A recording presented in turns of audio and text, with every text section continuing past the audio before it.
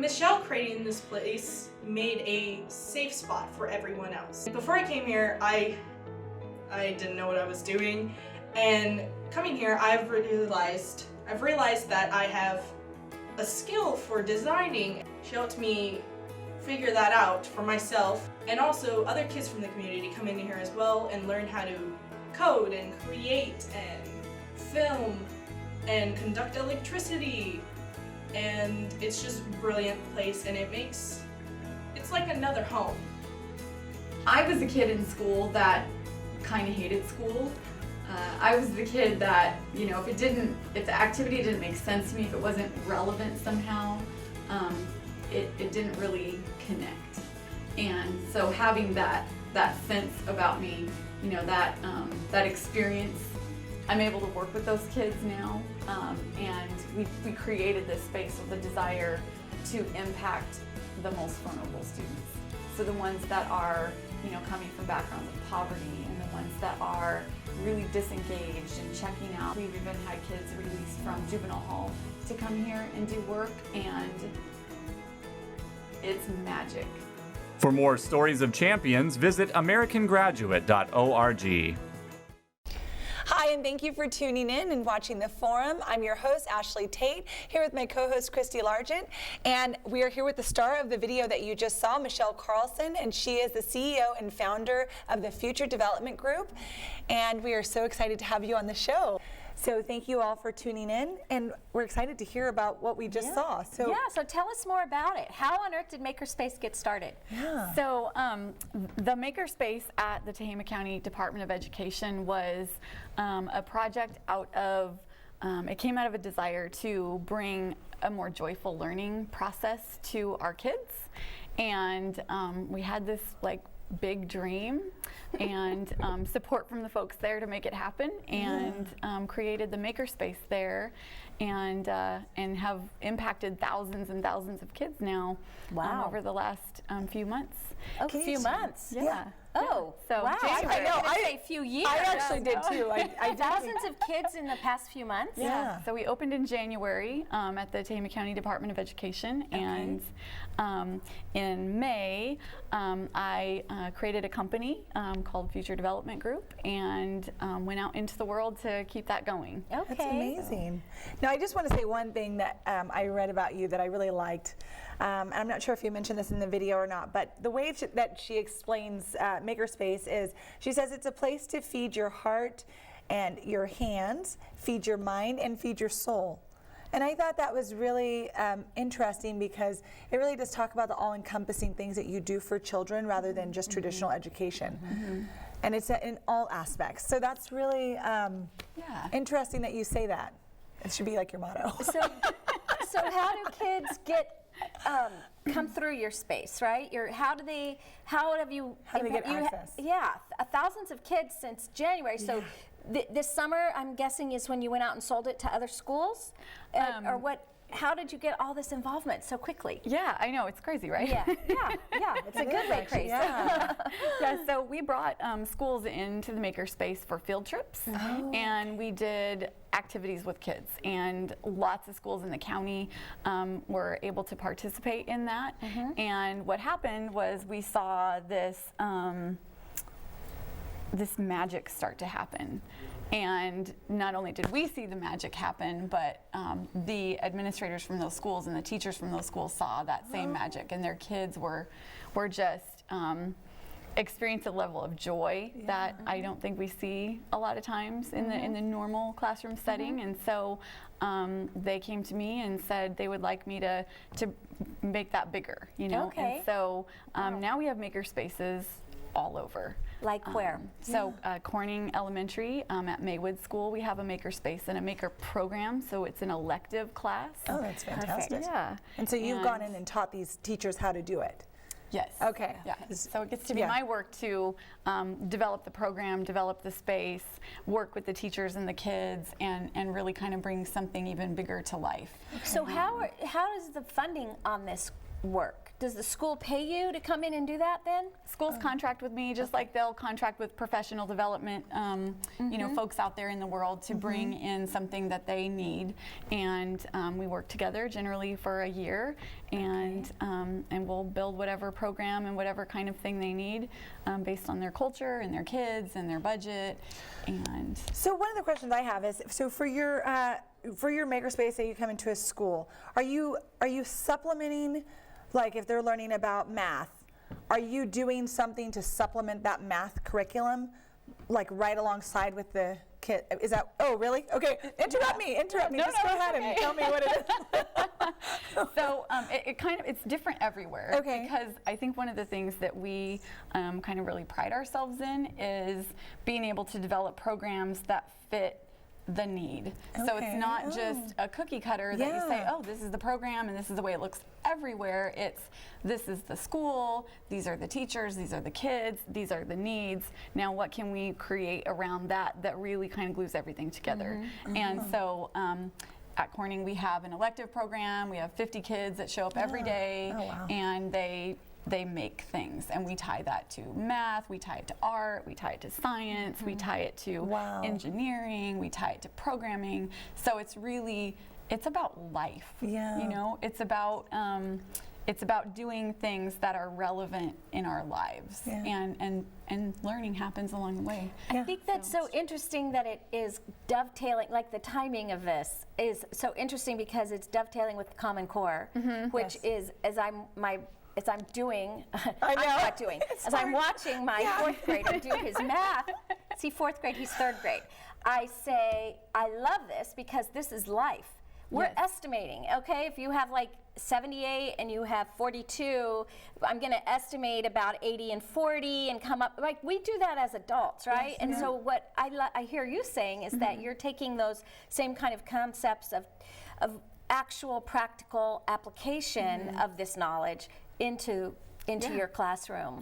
And infusing hands-on, minds-on kinds of learning. So instead of just a lesson where we stand up in the front and we teach, the kids get to learn how to learn. And they're not learning how to learn because we're feeding it to them. I might be completely off, but is it similar, or does it have some sort of Montessori approach to it?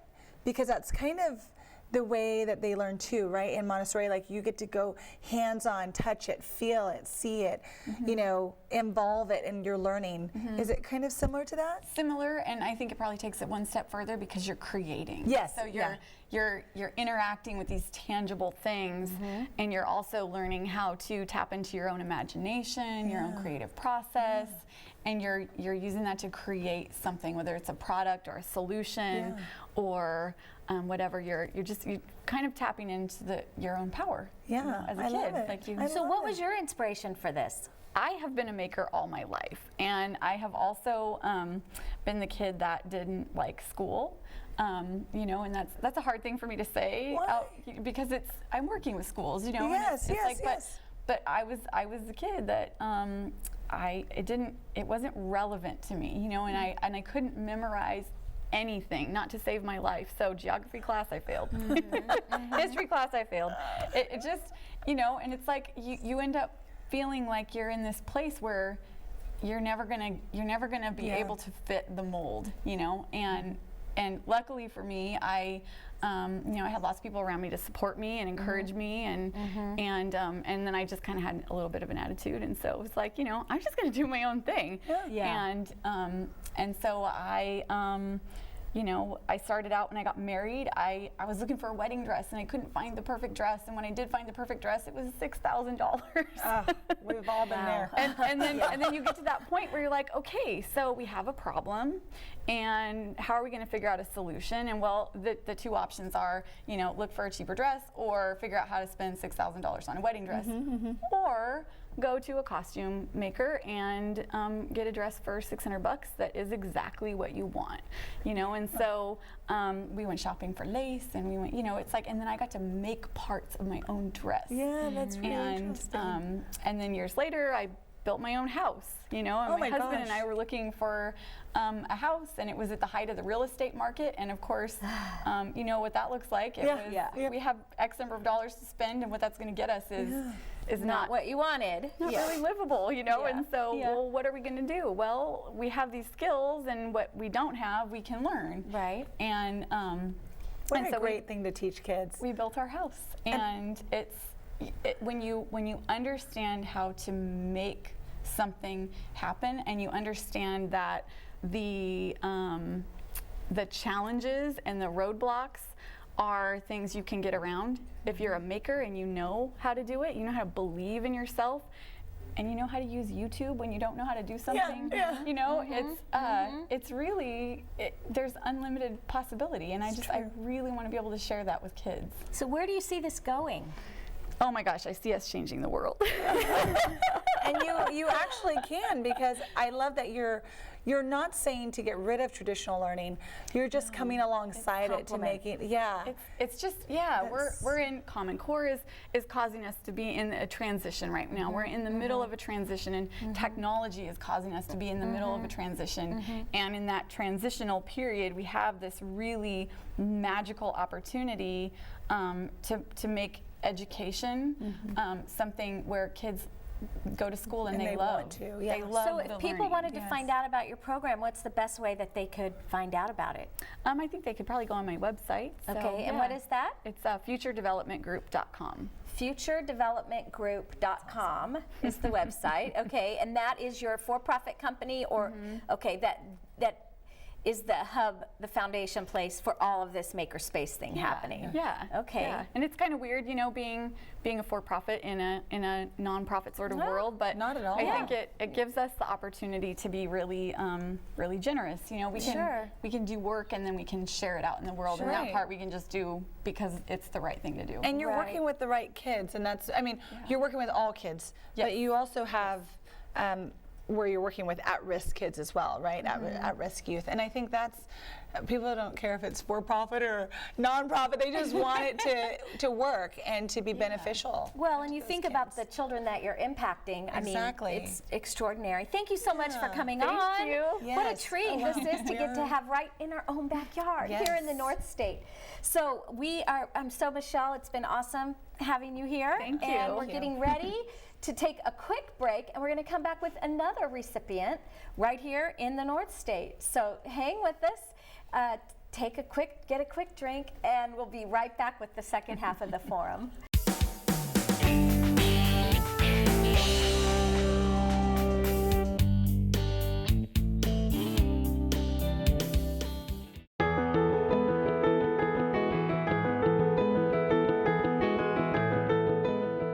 Well, the power of mentoring really is a relationship, and relationships are magical. They're how all change come about, in my opinion.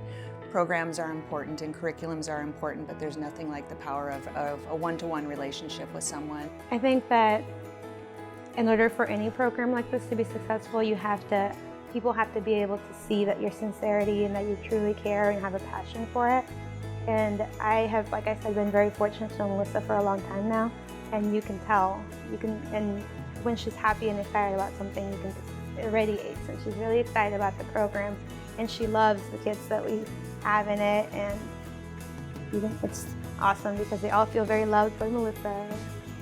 For a lot of individuals, the idea of going to college seems really scary within itself, and so having somebody that is not only, we don't always listen to our parents or our family, so having someone else that has an outside perspective to tell us, like, it really isn't that far, and even if you choose to go down further or out of state or anything, knowing that you get to come back and have someone be proud of you and be excited for your accomplishments that seem so small, it's really powerful, it really is. Hi, and we are back, and I hope you enjoyed that video about the green room. And we are here with our guest, Melissa Mendonca, and she is the outgoing chair of the Tehama County Arts Council. So I'm excited to have you here because there's so much to talk about. And it's, I mean, there's... Yeah, like the first question that came to me after that video is, how did you get involved in mentoring? Yeah. Well, as a mentor, I'm the chair for my day job of the Tehama County Mentoring Program. I'm a prevention specialist at the Tehama County Department of Education. And I took that job early on as the mentoring coordinator 11 years ago because I was a mentor myself. And I'd been matched very well by the previous mentor coordinator with a young woman who shared a lot of activities and ideas that I did. And I was a social worker at the time, and I found that mentoring this young woman was a wonderful way to get involved and to make an impact on a young person's life in a way that was unavailable professionally, because we could get together and go to the movies, or we could work on quilts or do art projects, all of these fun things. And as we did that, we developed connection. And I really started to see the power of impacting a young person's life through relationship, and that personalized approach that sometimes doesn't come through in a professional realm. And so when the position became open, I applied, and I've been matching remarkable adults with remarkable young people ever since. Now, you focus on relationships with all of this. Every aspect of your job has to go with relationships. And can you explain a bit about the green room specifically, how that kind of melds in with relationships in your everything you do? I'm like, I feel like there's so much to talk about. There is. Of course, there's a lot to talk about. Yeah. Well, the green room came about because through relationships with several people, and the idea that we really needed a space for people to come together and create, to do the hands-on making, to make art. And oftentimes in our communities we think about where you can go to look at art, but we wanted to take it another step, and where can people come together to make and to create art together, because we know that when people come together to create art, they're forming relationships, and there's maybe an element of healing, or there's definitely community development happening when people come together to create art. Absolutely. And so that comes together with although that's not my formal job as a mentoring coordinator, there's always an element of mentoring there if we allow it to happen. And with mentoring, there are formal programs such as the Tehama County Mentoring Program, but there are also, informal ways to get involved with young people to mentor them as well. So how did the whole green room come about? How did you decide to do that?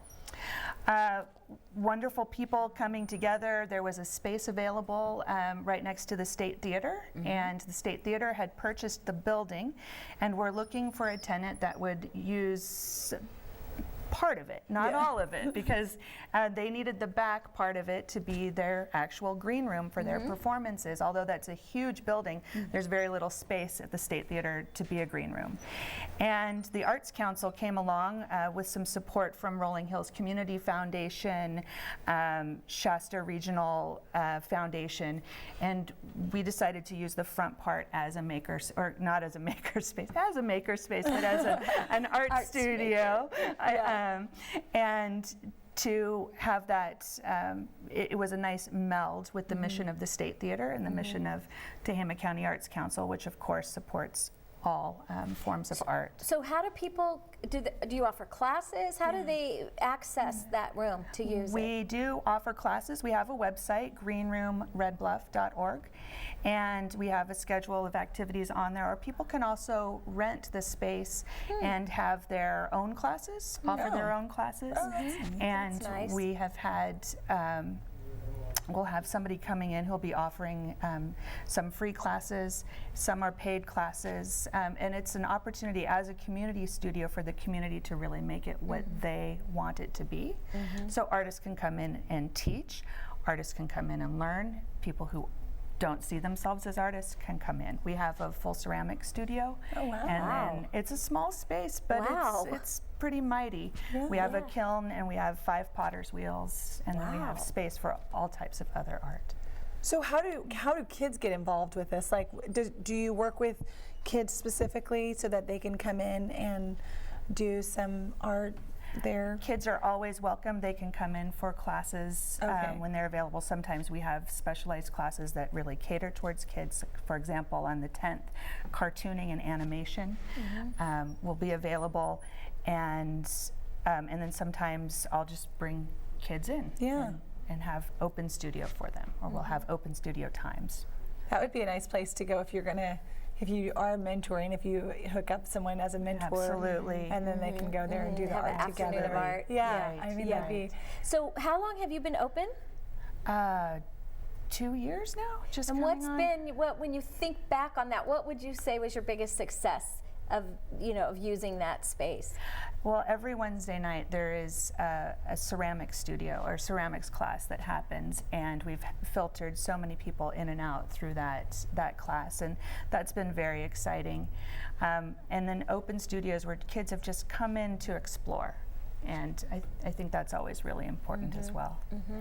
And what are some of the programs that go along with that, with just Tehama County Arts Council?